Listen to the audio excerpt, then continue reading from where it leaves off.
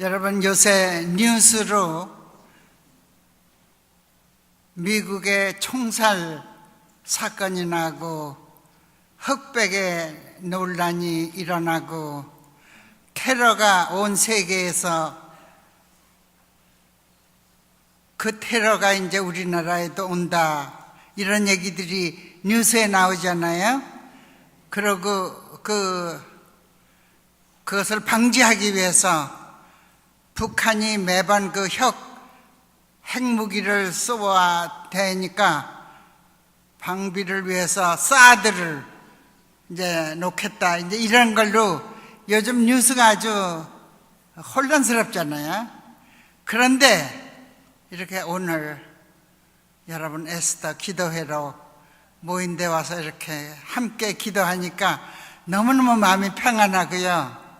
여러분의 기도로 우리 대한민국이 살아있구나, 그런 생각이 났습니다. 에스더 기도회를 우리 신촌 성결교회에서 갖게 되고, 또 제가 모시는 박노한 목사님께서 여기 또 교회에 담임하시고 언니 교회에 와서 제 말씀을 나누게 돼서 너무너무 감사합니다. 지금 우리 김현자 회장님께서 소개한 대로 저는 1세기를 살아왔습니다. 그런데 그 1세기를 걸어오는 기간이 순탄하지만은 않았습니다. 마치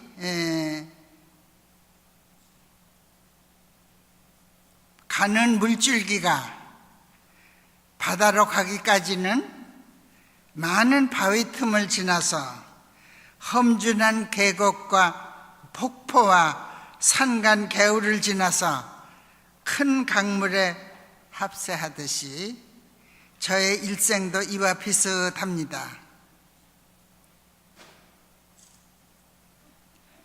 제가 강원도 조그만 촌 간성에서 태어났는데 그때가 일제 강점기였었습니다. 제 생애 중에 정권이 5번 바뀌었습니다. 제2차 세계대전, 6.25 전쟁, 그리고 만주사변을 겪었습니다. 저는 오늘 하나님 사랑, 나라 사랑 이라는 제목으로 말씀을 올리려고 하는데, 저의 경험담의 일부를 말씀드리려고 합니다. 하나님 사랑은 뭡니까? 우리가 하나님을 사랑한다는 것이 뭡니까? 내가 하나님을 사랑한다고 하는 것보다는 하나님의 사랑에 대한 나의 감사입니다. 동의하세요? 네. 우리를 낳아서 길러주는 부모님께 대해서 그 사랑을 느끼고 부모님에게 감사하는 것과 마찬가지라고 생각합니다. 하나님 사랑에 대한 감사와 감격, 이것이 우리 모두에게 다 있습니다. 단지 시간과 공간의 차이 때문에 그 경험한 내용이 다릅니다. 제가 경험한 하나님 사랑, 나라 사랑의 체험을 여러분과 나누고자 합니다. 여러분께서도 이 시간에 우리 각 사람의 삶의 고비고비에서 느끼고 경험한 하나님 사랑, 나라 사랑, 그리고 거기에 대한 감사와 감격을 되새기게 되기를 바랍니다. 제가 살아온 지난 1세기는 우리나라 역사의 파란만장한 바로 그 자체였습니다. 제가 1937년에 감리교 신학교에 갔는데 3년 후에 그 학교가 문을 닫을 수밖에 없었습니다. 왜요? 일제 강압에 못 이겨서 교문을 닫게 됐습니다. 1940년대에 들어서면서 제2차 세계대전이 일어나니까 미국은 자국민을 보호하기 위해서 우리나라에 와 있던 선교사들을 다 철수 명령을 해서 선교사들이 몽땅 우리나라를 떠났습니다. 저는 공부를 중단하기가 싫어서 미국에도 가고 싶었지만 그때 미국 가는 길은 없었고 일본으로 유학을 갔습니다. 그때가 세계대전 중입니다. 다행히 저는 교토에 있었는데 거기에는 폭탄이 떨어지질 않았어요. 그래서 학교에서 공부를 하고 있는데 올 것이 왔어요. 졸업을 몇 달 남겨놓지 않고 우리들에게 동원령이 내렸어요. 근데 뭔가 하면은 남학생들은 전부 다 일선에 총칼을 메고 갔고 여학생들은 이선 산업 현장에서 일을 하도록 그렇게 동원이 됐습니다. 저희들이 간 곳은 일본의 해군 소속 항공기 수리공장에 배치됐습니다. 하루 종일 공장에서 일을 하고 직공과 같이 대우를 받았습니다. 그때가 1944년 겨울입니다. 준군인 대우를 받았습니다. 우리는 몸빼를 입고 이 무릎까지 오는 장화를 신고 그리고 머리에 수건을 메고 또 구급품을 담은 이 릭삭을 짊어지고 그리고 그 공장 안을 걷는 대신에 뛰는 거예요. 그게 우리들의 생활이었습니다. 근데 겨울 해가 짧아서 어두워진 뒤에 공장 일을 마치고 기숙사를 향해서 뛰어가는 어느 날 제가 이상한 소리를 들었는데 장구 소리가 나와요. 선생님들, 장구는 우리나라 고유의 악기잖아요. 근데 왜 이 일본 땅에 이 장구 소리가 나는가? 깜깜한 밤이지만 어떤 방향에서 나는가 하고 잘 살펴있다가 그 이튿날 점심 후에 그 방향 쪽으로 뛰어가 봤습니다. 그 장구 소리가 나는 방향을 잘 기억해 두어서 이제 그 방향을 뛰어갔는데 초가집이 몇 개 있었어요. 그리고 문이 열린 집으로 제가 들어서니까 젊은 부인 한 사람이 아기를 업고 마당에서 서성거리고 있었습니다. 저를 보고 깜짝 놀라는 얼굴이기에 제가 한국말을 했어요. 거기가 일본이에요. 한국말을 했어요. 제가 장구 소리를 듣고 그러고 이상해서 찾아왔습니다. 그러니까 그 부인은 내가 한국 학생인 줄 알고 반가워서 얘기를 나눴습니다. 그 부인의 말에 의하면은 거기에 있는 그 초가집들이 다 한국인 노무자들이 사는 집들이라고 그래요. 그러니까 거의 다 그 내가 일하는 항공 그 수리 공장에서 직공으로 일하는 사람들이 그 초가집에 산다 그러고요. 그래서 저는 길게 얘기를 못하죠. 짧은 대화를 마치고는 또 뛰어서 공장으로 왔습니다. 그 후 저는 점심 후에 화장실에 가는 척하고는 몇 번이고 그 초가집 동네를 찾아가서 그 부인하고 한국말 몇 마디 하고 왔어요. 그것으로 저는 행복했습니다. 그리고 몇 달이 지났습니다. 전장은 끝났고 우리 학생들은 학교로 다 복귀하였습니다. 학교에는 교토에 있는데 우리 반 학생들이 학교에 도착하자마자 그 애네들 부모들이 와서 다 데려갔어요. 저는 와서 데려갈 사람이 없어요. 저는 유일한 한국 사람이었었어요. 그래서 저만 기숙사에 혼자 남아 있었습니다. 마침 우리 사감 선생님이 올드미스예요. 그래서 이제 그분이 있고 그 다음에 청소 아줌마가 있고 제가 있고 일본은 이제 전쟁에 패망했으니까 그렇게 하고 히로시마하고 나가사키에 원자탄이 떨어졌고, 그 다음에 전승국인 미국 다른 그 연합군들이 상륙을 하고 뭐 팔깍 뒤집힌 상태였습니다. 저는 어서속히 해방된 우리나라 조국으로 오고 싶은데 길이 꽉 막혔어요. 그때 일본에서 한국으로 오는 길은 관부 연락선밖에 없었죠. 근데 관부 연락선은 끊어졌고, 교토에서 시모노세키 가는 그 백길도 철도길도 다 막혔고, 그 섬나라잖아요. 미국은 섬나라인데 바다를 건너올 길이 없어요. 그래서 꽉 막혀 있어서 정말 답답했죠.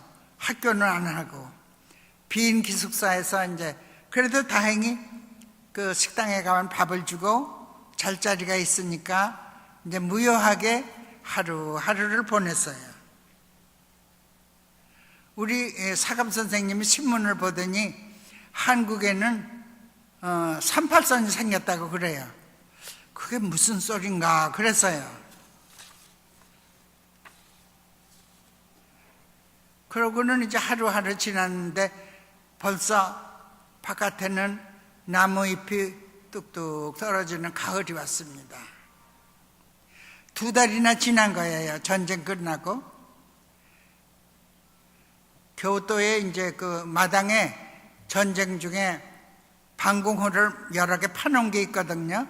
그러니까 이제 그거 메꾸라고 그래서 나가서 거들기도 하고 그렇게 세월을 보내고 있었는데, 하루는 사감 선생님이 저를 보고 너를 찾는 손님이 있다 그래요.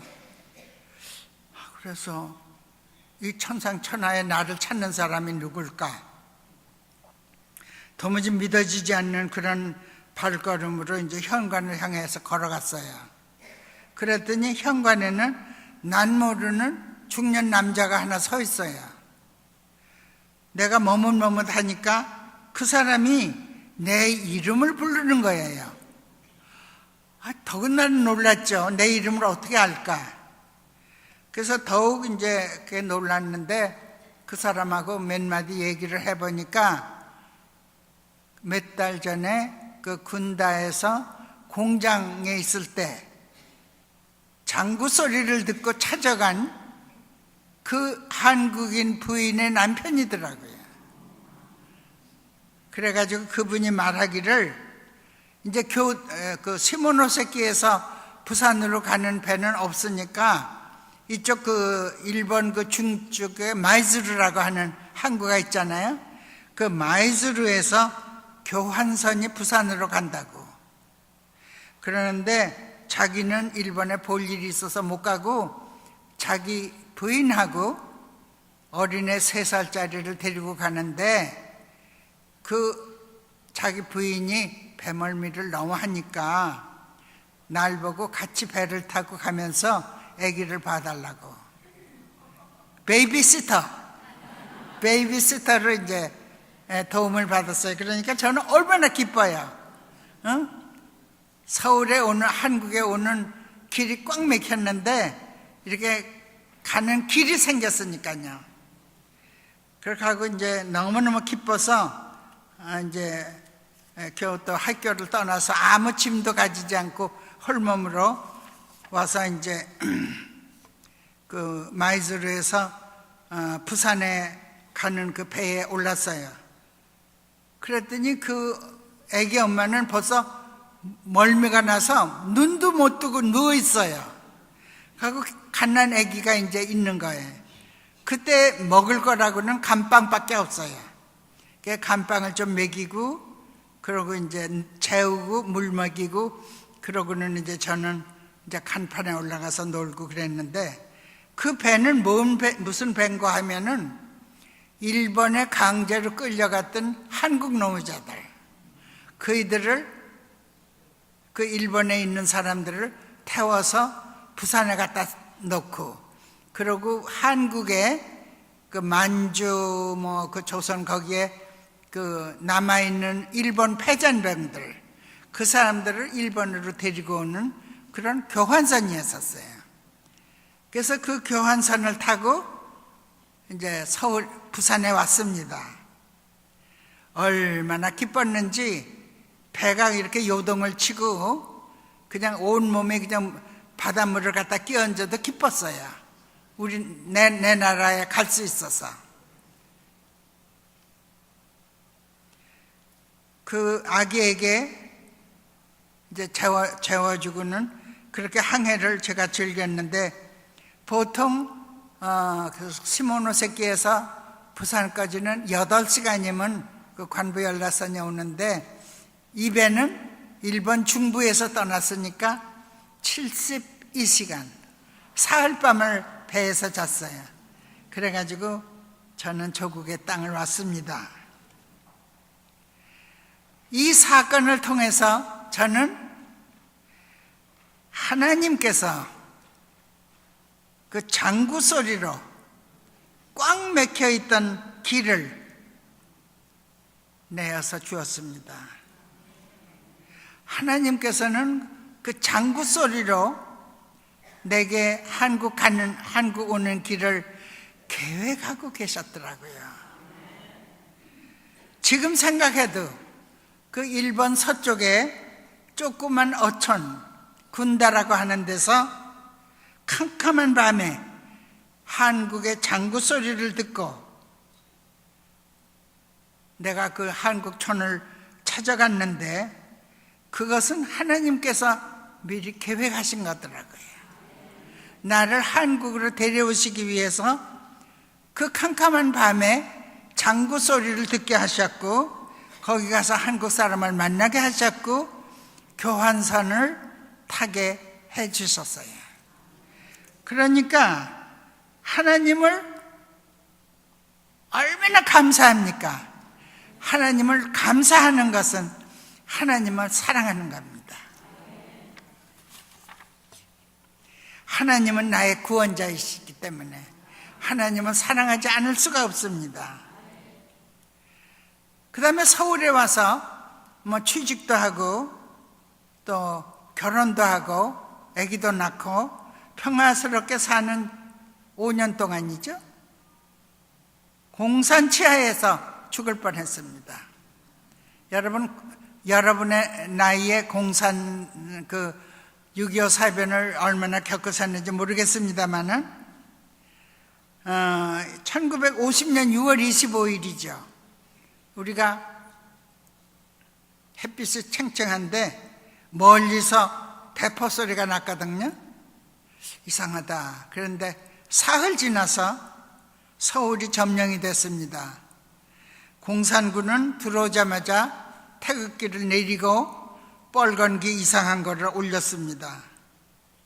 그때 정부 따라서 피난 간 사람도 있었습니다. 그러나 우리 가족은 지옥 같은 3개월을 거기서 살아남았습니다. 그리고 해방이 됐잖아요. 9월 28일 기억하십니까? 9월 28일 기억하시는 분들 손 좀 들어보세요. 아이고, 네, 감사합니다. 저는 이제 그 9월 28일 전에 이제 공산군에게 끌려가서 죽을 뻔 하다가 9월 28일 날 중앙청 그 광장에 해병대에 의해서 태극기가 올라갔기 때문에 참 기뻤습니다. 일본에서 해방된 조국을 찾아올 때처럼 기뻤습니다.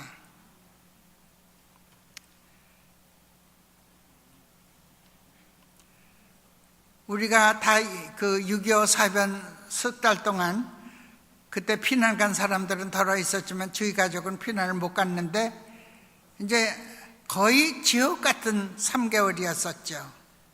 지옥 같은 그 일일이 다 지금 시간 관계로 설명을 못 하지만은 죽을 뻔 했는데, 이제 그 메가더 장군이 인천에서 이제 혀를 찌르고 서울에 향해서 오는 기간이 2주일인데 이쪽에서 서울에서 있는 공산군들이 자꾸 저항을 하니까 이제 그걸 저항을 막으면서 오는데 지금은 1시간이면 오는 인천 서울 기간인데 그때는 2주일이 걸렸어요.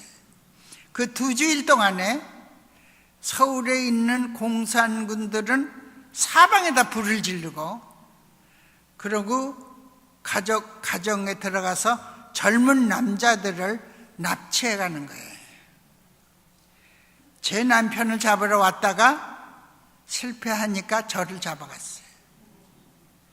그래서 제가 저를 말이죠, 총칼로 나를 위협하면서 어디론가 데리고 가더니 어떤 건물 컴컴한 지하방에 나를 처밀어 넣었습니다. 지옥이 이런 데인가? 아무 생각 없이 웅크리고 앉아 있는데 아기 엄마니까 젖이 불어와요. 그랬는데 아기에게 젖을 먹이고 싶은 거예요. 근데 누군가 인척 기운이 있기 때문에 여보시오, 나를 데리고 나가서 우리 아기에게 젖을 좀 먹이게 해주세요. 그러고 다시 데려오면 되잖아요.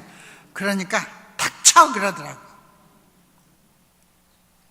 그리고 얼마가 지난 후에 그 컴컴한 지하방에서 사람들을 밖으로 데려내오는 거예요. 어스름한 달밤이었습니다. 그 지하방에 그렇게 많은 사람들이 갇혀 있는 줄 몰랐습니다. 총칼을 든 인민군들이 우리 행렬 앞에 그리고 뒤에 그리고 가운데 그렇게 서서 우리들을 행렬을 이끌고 가는 거예요. 뭐 어디로 가는지도 모르고 한참 따라가 보니까 청와대, 그때는 경무대라 그랬죠. 그 앞이에요. 그 오른쪽은 경복궁 담벼락 있잖아요. 그리고 신무문이 있고 거기에 오더니 세워요. 우리를 세우고 그 담벼락 쪽으로 돌아서라고 그래요. 그러니까 저는 직감적으로 그들이 상습적으로 하는 총살인가 보다 그렇게 생각했어요. 그리고 눈을 감고 하나님 아버지, 저 집에 있는 우리 재민이, 재훈이 어린 것들을 키워주세요. 제 영혼을 받아주세요. 그렇게 기도를 했어요. 급하게. 그리고 내가 죽는가 보다 생각을 했는데 아직 죽지 않고 있어요. 이상하다. 그런데 무슨 소리가 들려와요. 소리가 무슨 소리인가 하면은 조국과 민족을 배반하고 도망친 놈들 잡히는 대로 극형이다, 이런 소리가 들려와요. 그 소리가 점점 확실히 들려오는 거예요. 그러고 보니 그 경무대 앞에, 청와대 앞에 시꺼먼 그 군대가 하나 가득 그 언덕을 넘어가는 그 길 앞에 모두 있더라고요. 그날 저녁에 인민군의 탈주병이 생긴 거예요.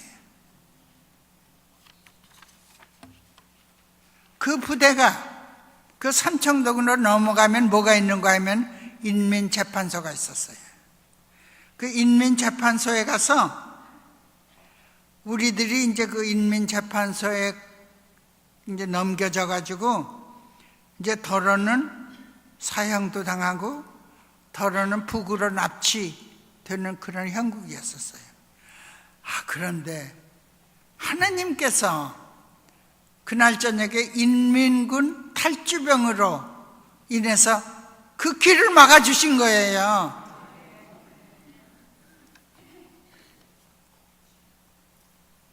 우리 행렬은 이제 분산이 돼버렸어요. 우리를 데리고 가던 군인들이 한 5, 6명씩 이제 분산을 해서 이리저리 데리고 가더니 이제 저하고 몇 사람 우리 그룹들은 바로 이전에 효자동 종점, 그 효자동 전차가 가는 그 종점에 있는 이발소 앞에 이발소 안에다가 쳐넣더라고요. 근데 이발소 앞에는 말만한 세파트 개를 묶어놨어요. 그래서 우리가 뭐 누구든지 하나 옴짝만 하면은 그 개가 콩콩 짖을 그런 형국이었었어요. 그래서 꼼짝도 못하고 이제 그 안에 있는데, 그래도 거기는 전기불이 있어서 아까 그 껌껌한 거기보다는 낫고 어떻게 되는 건가 하고 그러고 있었는데, 한밤중에 새벽녘인가 봐요. 키가 유난히 큰 남자 한 사람이 들어오더라고요. 근데 그 사람이 들어오는 데는 개가 짖지가 않아요. 그러더니 내 앞에 있는 여자 한 사람 보고 왜 여기 왔느냐고 묻더라고요. 그러니까 그이가 뭐라고 하는가 하면은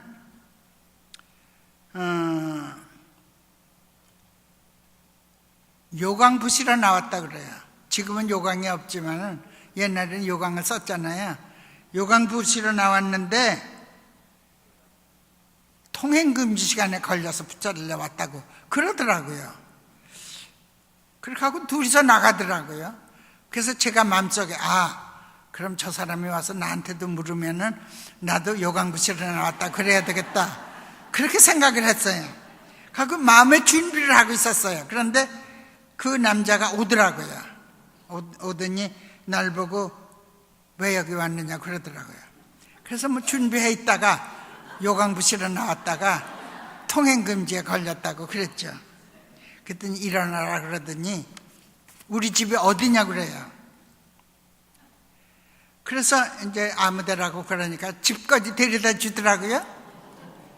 그리고 집 앞에 와서 벨을 누르니까 우리 시어머님이 그냥 나오셔서 반갑다고 저를 맞아 하는 걸 보고 그 사람은 사라져 버렸어요.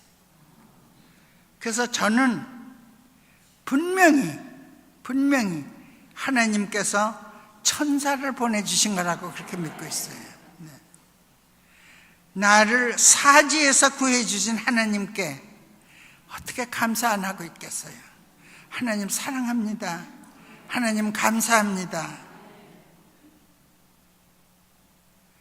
그러고 우리나라를 일제에서 구해주신 하나님 감사합니다. 공산 치하에서 구해주신 하나님 감사합니다. 하나님 감사합니다. 대한민국 감사합니다. 정말 나라를 빼앗겨 보면 나라가 얼마나 귀한지 알 것입니다.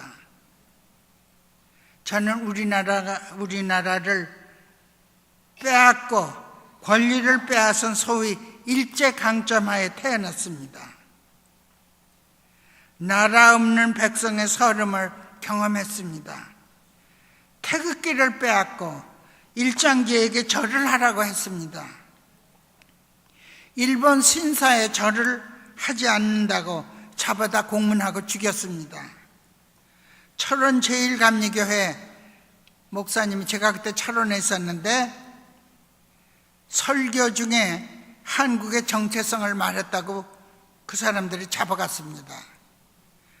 얼마 후에 나오셨는데 얼마나 고문을 심하게 굴었는지 거지반 죽게 돼서 내놨습니다. 얼마나 나라 없는 백성의 서름이 심합니까? 그런데 하나님께서 우리를 해방시키셨고 공산치하에서 우리를 구해내셨습니다.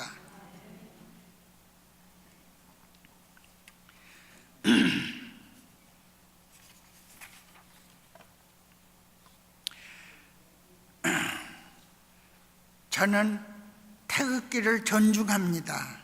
우리나라를 존중하듯이 태극기의 우리나라의 상징인 태극기를 존중합니다. 아까도 우리 김현자 선생님하고 제가 손으로 만든 태극기가 지금 걸스카우트 역사관에 보존되어 있습니다. 우리가 태극기를 뺏겨보니까 태극기가 얼마나 귀한지 알 수 있습니다.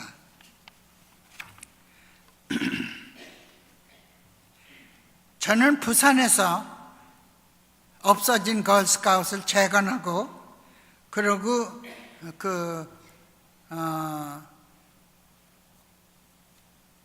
우리 걸스카웃이 전혀 다 없어진 거에서 이제 하나하나 재건을 하는데, 그때 이제 편지를 써서 미국의 걸스카웃 본부하고 영국의 그 걸스카웃 세계 본부에 편지를 냈더니 그분들에게서 격려의 편지가 오고 또 후원금이 오고, 그래서 우리 걸스카웃을 재생했습니다.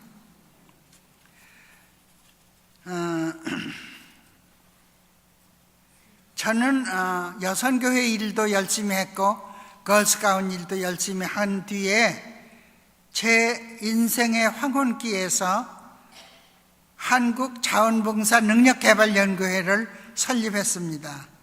그것이 각당복지재단이라는 이름으로 변해서 그 각당복지재단 안에는 한국자원봉사능력개발연구회, 무지개 호스피스 연구회, 삶과 죽음을 생각하는 회 3개가 있습니다.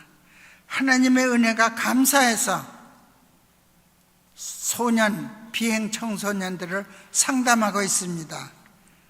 하나님의 은혜가 너무 감사해서 말기 환자들을 보살피고 있습니다. 하나님의 은혜가 너무 감사해서 죽음 준비 교육을 하고 있습니다. 우리 그 각당 복지재단에는 제가 30년 전에 쓴 기도문이 있습니다. 우리 걸스카웃에서 하나님과 나라를 위하여 나의 힘을 다하겠습니다. 그거와 마찬가지로 제가 하나님께 기도한 기도문이 있습니다. 그 기도문을 제가 읽음으로 제 말씀을 끝내려고 합니다. 창조주 하나님, 저로 하여금 하나님을 사랑하게 하시고 제 이웃 사람들을 제 몸같이 사랑하게 하옵소서. 오늘의 자원봉사를 통하여 하나님의 사랑을 배우게 하시고 저의 속사람이 푸른 나무같이 계속 자라게 하옵소서. 저희 모두의 사랑의 의지가 사랑의 공동체를 이루게 하시고 7색의 무지개가 한 빛이 되듯이 다양한 인간들이 사랑 안에 하나 되게 하옵소서. 서로 섬김으로 사회 계층 간의 격차를 줄여가는 일에, 균형 있는 사회 복지를 이루가는 일에, 화해와 사랑의 사회 공동체를 건설하는 일에 저희 모두의 작은 힘을 바칠 수 있도록 도와주시옵소서. 우리 각당 복지재단에서는 전문 자원봉사자를 양성하고 항상 하나님 사랑, 나라 사랑을 위해서 노력을 하고 있습니다. 하나님 사랑에 우리가 날마다 공기를 마시고 감사하는 것처럼 감사하고 감격하고 있습니다. 병든 자라야 의사가 필요하다고 했습니다. 우리나라를 죽을 질병에서 다시 살아나게 하신 하나님, 사랑이 너무 커서 우리는 하나님을 사랑합니다. 하나님 감사합니다. 하나님 사랑, 나라 사랑은 하나님께 감사하고 나라에 감사하는 것입니다. 우리 모두 하나님 사랑하고 나라를 사랑하는 사람들이 되기를 기도합니다. 하나님 은혜 감사합니다. 저희들 모두에게 하나님 사랑, 하나님께 감사하는 마음 주시옵소서. 저희 모두에게 나라 사랑, 나라를 위해 감사하고 나라 위해 일하는 저희들 되게 하여 주시옵소서. 에스더 기도회를 하나님께서 축복하여 주시고 저희 기도를 들어주시옵소서. 예수님의 이름으로 기도합니다.